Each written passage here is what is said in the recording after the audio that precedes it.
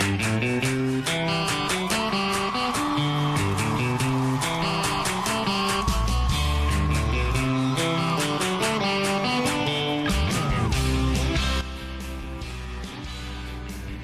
to the Otters Cast, a podcast where we take you behind the scenes and getting to know the Evansville Otters.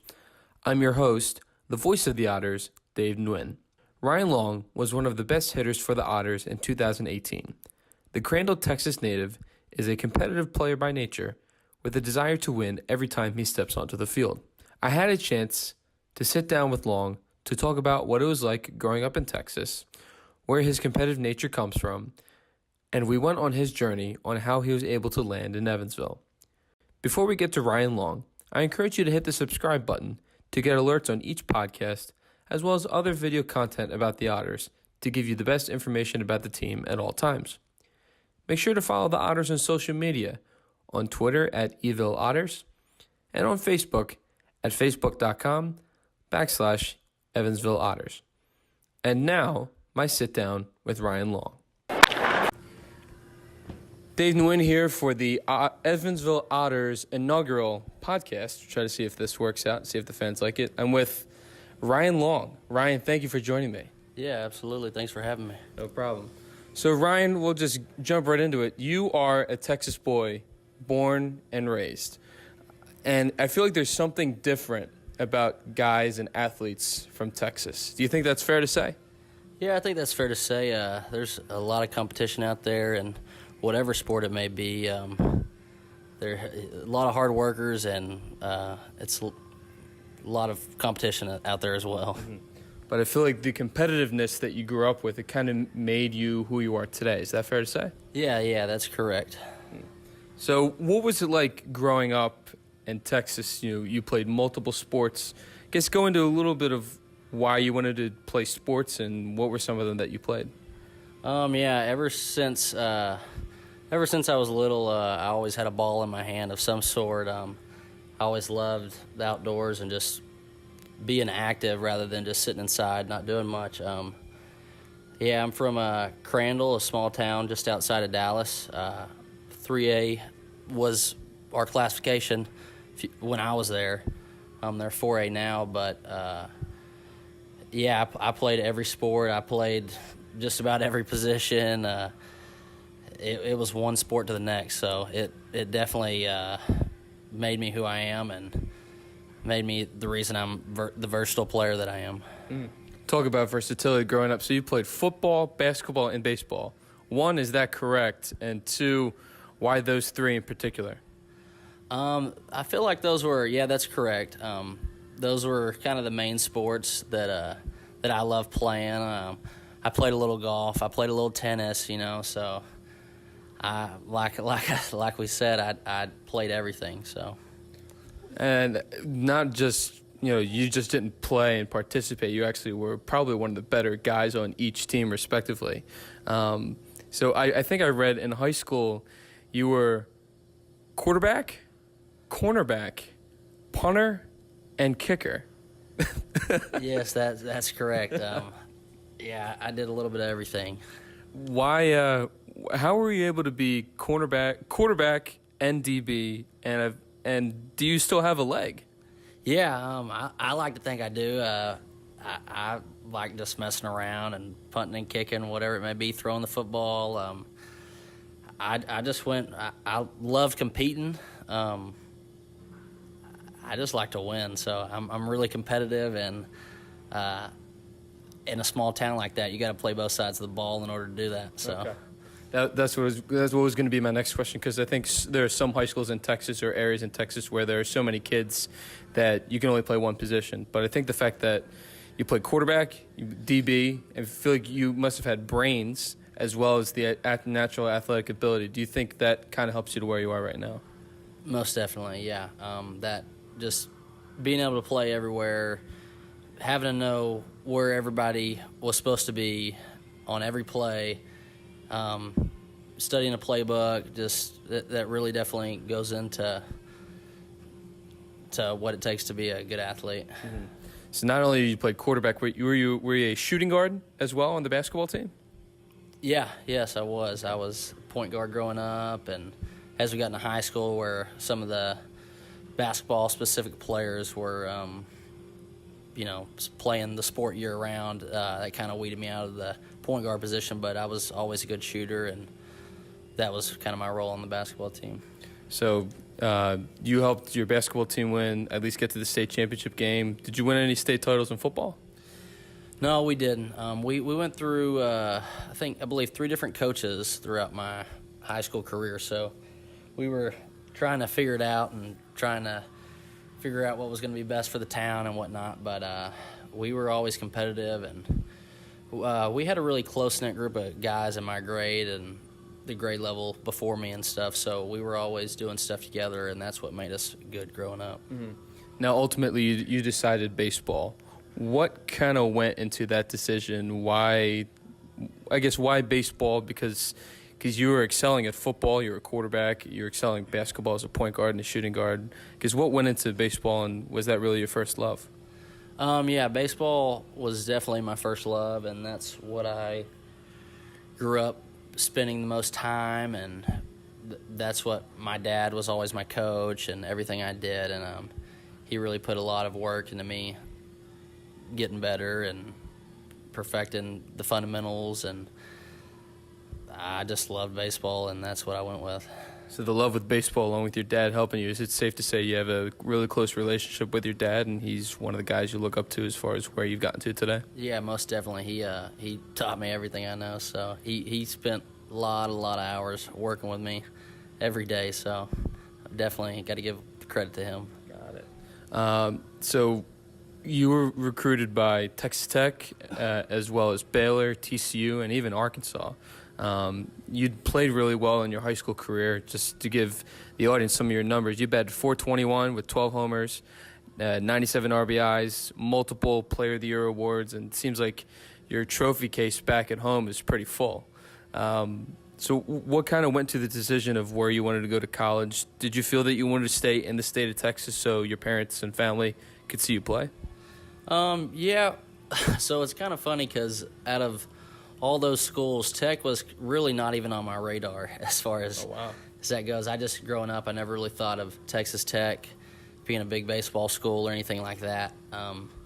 However, when I got recruited there and they asked me to come out and visit, when I got there, I absolutely loved it. They took us to the football games and just showed us around campus and met some of the guys on the team, and it was beyond the best school that I'd gone to, and it felt like the right place for me. Sometimes when people go on college visits, whether it's athletics or academics, when they step foot on that campus, there's just something about it. It just makes them fall in love with it, whether it's they're looking at the architecture or looking at the buildings or the facilities, or maybe there's someone that just made that immediate impact that allowed them to say, you know what, maybe this place is the right for me. Was there anything specific about Tech that wanted you to become a Red Raider? Nothing really specific other than it just felt right. Like I told you, I mean, it wasn't even on my radar. So for me to go there and fall in love with the town and the community and the school the way I did, it was a no-brainer for me that was where I needed to be. Now, were your parents happy with you staying or going to Lubbock? Is Lubbock close to where Crandall is geographically? It's not particularly close, but it's not too far. It's about 5.5 hours, so it's a little bit further than you'd think. But my parents, as I told you, the amount of time they spent on me and that they have invested in me, they're the best support system out there, and they were at almost all my games. So about every weekend series, they were there no matter where it was. Wow. So it sounds like not only do they love you, but they really want you to succeed in the best way possible. So at Texas, you started to play right away, and I'm assuming you were opened up to Big 12 baseball right away. You guys went to Omaha your freshman year. Kind of what was your first year playing college baseball like in Lubbock? It's kind of a blur, honestly. Like the way that the level of play, the jump in the level of play, and just how many competitive athletes there were out there. it was unbelievable getting to, visit schools and watch all these schools on TV growing up and dreaming of being there and wanting to play there. So when I got to Texas Tech and started playing all those schools and then getting to go to Omaha, playing a regional, a super regional, and go to Omaha, it was just a dream come true, the coolest thing I've ever done. Now, not only that, you won 2 Big 12 championships, and it seems like each year you progress. I think you may have had a little minor bump in your sophomore year where you didn't play as much. Was that due to the injury bug, or what was the case? No, it was just scouting reports and just learning the game. Guys learning who I was and, adjusting to my game. And then I had to learn to adjust to theirs. So I had to learn how people were going to play me and progress. Mm-hmm. Now, along with learning how to play the game, you noted to your versatility. You played outfield and infield. When did you switch to the infield, or is it wherever coach or the team needs me to play, that's where I'm going to play? Growing up, I was always a shortstop. Played anywhere I could play shortstop, second. I could play wherever they wanted me to play. I played catcher growing up. When I got to college, I played shortstop throughout high school, and then got to college, and our shortstop got hurt, right at the very beginning of the season. So I immediately jumped into the shortstop role, and as he healed, then I moved towards third base, and I love third base now. It's probably my favorite place to play. But I played third base the next 2 years, or the rest of my freshman year, my sophomore year, my junior year, and then I moved to the outfield just to be versatile because that's what the team needed. Okay. So it sounds like growing up, I kind of hear that whenever you get to college or even the elite high school, when you get to college, everyone on your team played shortstop, everyone batted fourth. Was that kind of the deal when you went to Tech as well? Yeah, it was pretty similar. Shortstops growing up, they can play everywhere, so they're normally the best athletes on the field. So that's definitely what it was at Texas Tech. And so you finished pretty well at Texas Tech, but there weren't any major league offers for you, or you never got drafted. Do you even know the case may be, or is it just Evansville was fortunate enough to give you an opportunity? Some teams were talking to me here and there, and it just for whatever reason it never really worked out, and nobody ended up giving me a call at the end of the season. So at that point, I was fortunate to have one of my host families from collegiate summer ball. His son Max Duval was playing here with the Otters, and I wasn't really sure what independent ball was, honestly. And they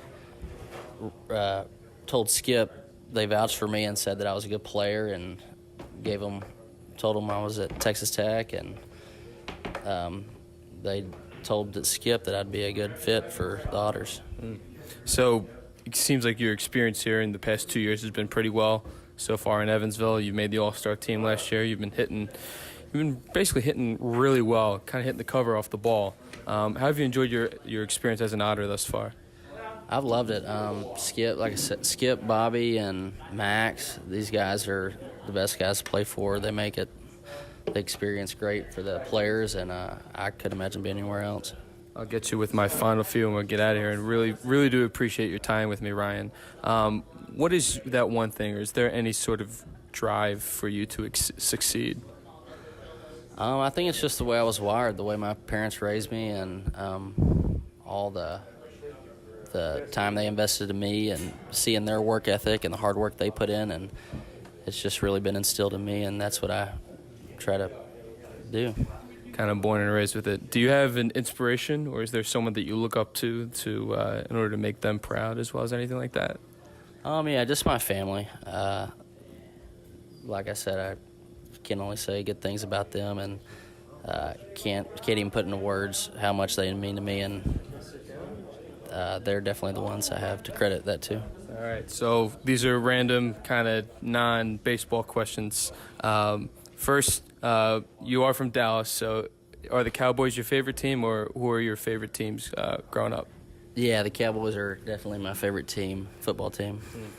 So So I'll just let the audience know that I'm wearing an Eagles Super Bowl shirt right now. So you haven't thrown any punches at me, and I really appreciate it. What are some of your favorite foods, up to 5? Ice cream's definitely up there. Strawberries, steak. Those are some of my favorite foods. Kind of a little diverse. You got to get a little bit of everything, right? Right. Yeah. Any movies or TV shows? Remember the Titans is probably one of my favorite movies. And what is on your on your playlist for pregame? Oh, it's very versatile. It can be anything from country to some R&B, hip hop. Okay. And my last question: who's your favorite MLB player that you look up to? My favorite player growing up, being a Rangers fan, was Pudge Rodriguez, so I'd have to say him. Ryan, thanks for your time. Yeah, absolutely. A big thanks to Ryan Long, who hopes to have a productive 2019 season. If you enjoyed this podcast, please hit the thumbs up button at the bottom of the screen and leave a comment below. Remember to click subscribe to get all the latest media content with the Evansville Otters. Don't forget to follow the Otters on social media, on Twitter at Eville Otters and on Facebook at facebook.com/Evansville Otters. The Otters hit the road to Chicago for a 3-game set with the Windy City Thunderbolts on Tuesday, Wednesday, and Thursday. They will return to Bosse Field on Friday for a 3-game set against the Florence Freedom. First pitch on Tuesday is set for 7:05 p.m. Central Time. Once again, thank you for listening to this week's Otters Cast. Until next time, I'm Dave Nguyen.